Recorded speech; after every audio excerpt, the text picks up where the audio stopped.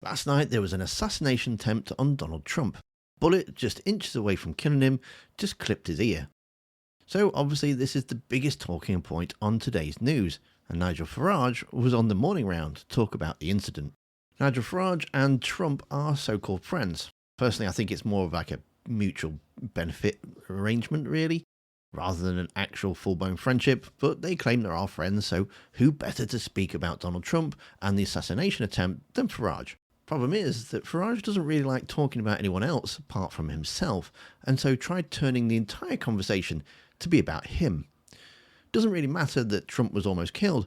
He's more bothered about complaining because people have thrown drinks over him and nobody cares. Now, don't get me wrong, I don't condone any kind of violence against public figures, but all he was doing was using the platform to get his attacks in on the mainstream media and BBC, trying to claim that they're all incited violence. So here's Nigel Farage being his narcissistic self, and I've also had a little bonus clip, as he doesn't think he's part of the mainstream media, and therefore calling somebody out to fight him on national TV is okay, I guess. What did you think when you heard the news, first of all? Well, I was very upset, and I'm still upset. I'm obviously pleased that my friend Donald's got away with it. Only just, but he's got away with it. But one person is dead. Two more are fighting for their lives in hospital. So it's an absolutely horrendous incident. And yet, somehow, I'm not shocked by it. The narrative that is put out there about Trump by these liberals that oppose him is so nasty. Are you suggesting that the political environment is to blame for this? Well, you can always pick out quotes. I mean, it was just a few weeks ago that Joe Biden said Trump must be put in the bullseye. And, you know, we talked earlier on this program about social media, and that's quite right. There are some things that are said on social media that aren't acceptable. But there is also a mainstream media narrative. And I'm afraid it's very, very one-sided. The BBC is a part of this. It's happening in this country. I mean, I've faced continual attacks for over a decade now. Because it's me, no one cares. In fact, it's even funny, you know. I mean, one of the many times that I had a drink thrown at me, you know, a comedian, so-called comedian on a BBC show says, well, why not battery acid?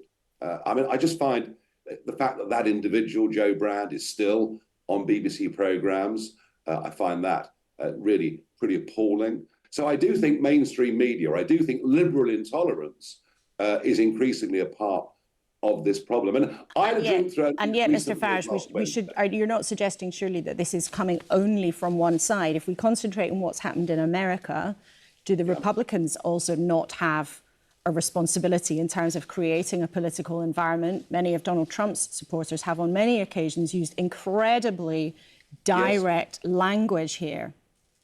Oh, that's right. And look, there are extremists on both sides of the political divide. And if they're mere supporters, that's a very difficult thing for political parties, apart from condemning it, to deal with. What I'm saying is there is a narrative that has been built up for many, many years.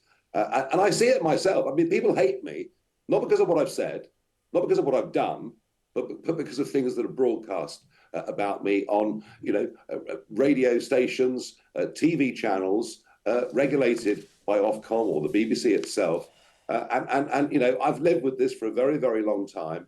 I think all MPs from all sides now are increasingly at risk.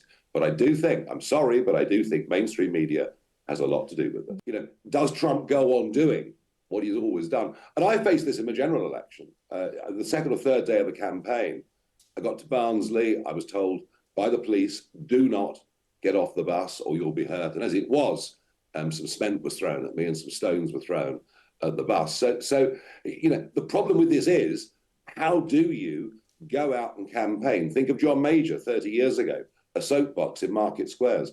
Couldn't do that today. Yes, Jeremy Corbyn, the Labour leader that you supported. Yes, Jeremy Corbyn. And you went to a conference, Sakir, where there was a Palestinian flag on the chair of every Labour MP. And you and your own party, some sitting in the House of Commons, some prospective parliamentary candidates who basically don't want Israel to exist. I tell you what, if you want to have a fight with me over anti-Semitism, any day of the week. Nigel Farage is back on GB News as of next week. So with his parliamentary duties and now his TV gig, I'm sure the residents of Clacton are very happy they've elected him as his MP, because they're going to see a lot of him. Or not. And it was only a few weeks ago that Led by Donkeys managed to disrupt one of his campaign evenings in a very humorous way. And you can see that in the video that's on screen now. Thanks for watching, don't forget to hit that like button, and I'll see you next time.